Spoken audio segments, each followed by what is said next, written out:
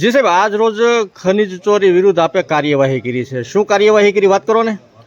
જે આજરોજ હું અને મારી ટીમ તાલુકાના લોકો તરફથી જે અસહ્ય ત્રાસ ડમ્પર ચાલકોનો હતો તેના અનુસંધાને વારંવાર અમોને રજૂઆત આવતી હતી.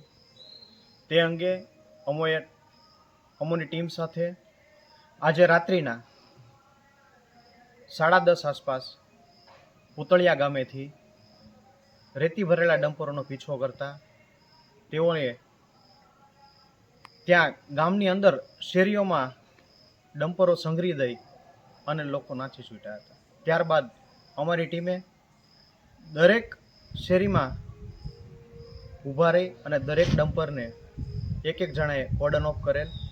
એમાં મારી ટીમ, હું અને સાથે પોલીસનો પણ સહકાર રહેલ છે, કેમ કે 112ને તાત્કાલિક આટલા બધા ડમ્પરોને એકસાથે પકડવા એ પણ અશક્ય હોય.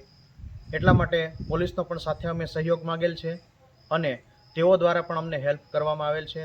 આજરોજ અમે કુલ 5 ડમ્પરો પકડેલ છે, જેમાંથી એક રેતી ભરેલું છે અને બાકી અમારી ટીમને જોઈ બીજા ડમ્પરો ખાલી કરી નાખેલ હતા.